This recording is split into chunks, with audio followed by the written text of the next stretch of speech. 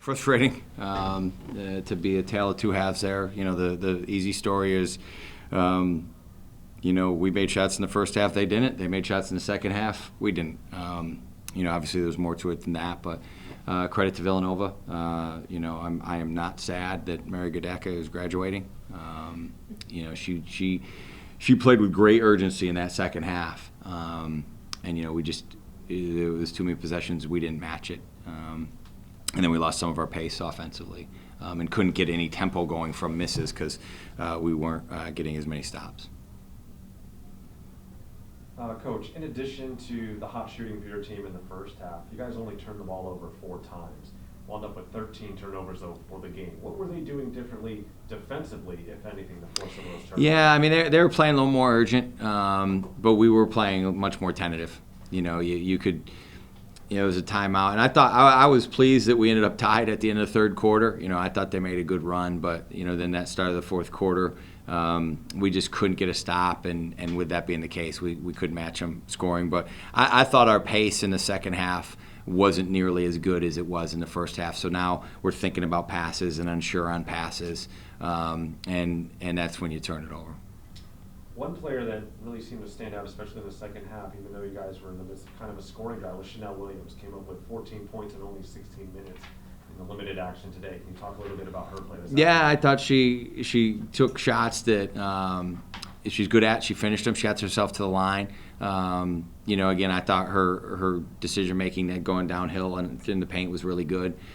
She shot the ball confidently without hesitation.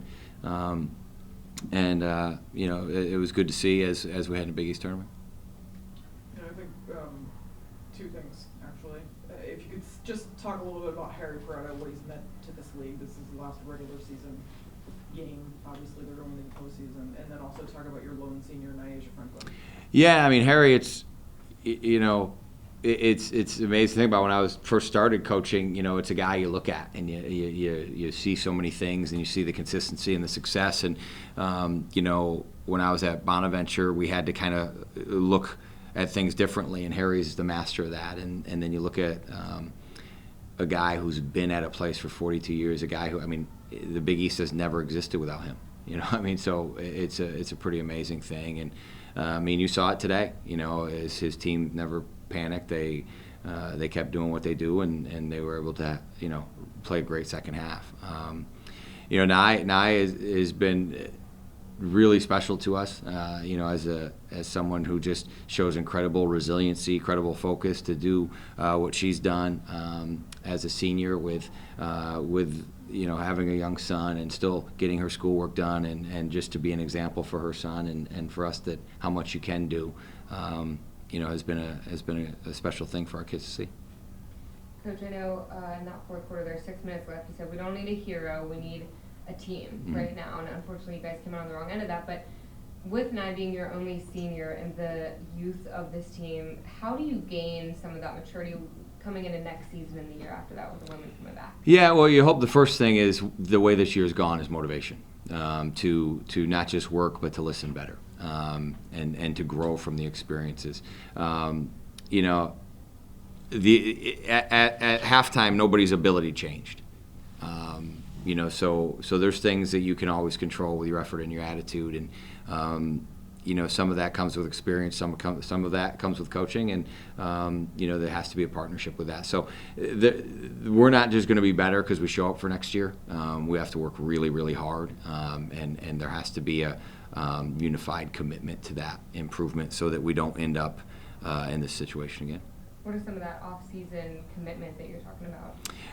Just the level of work in workouts. The extra work, the willingness to be corrected, to do things that maybe aren't comfortable. It's everybody gets in the gym, everybody gets in the weight room. The separation stuff is how much are you willing to really focus in on what the team needs from you. And then just finally for me, moving into this week, tournament, Chicago, road trip, how do you balance this type of momentum going into the tournament also with some rest right now for a few days? Yeah, rest is what it is. Like if you can't get up to play in a conference tournament, then you're in the wrong business. So, you can rest a whole bunch for the next month or two.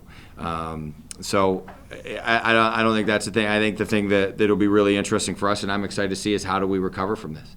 Again, credit to Villanova, they played very well, but there was a lot of things that we needed to do better. Do we go and attack? I mean, I'm not sure who we're going to play. Chances are it's someone we've played very recently. So how do we handle that? And we've got to focus really hard on our abilities and getting the most of those.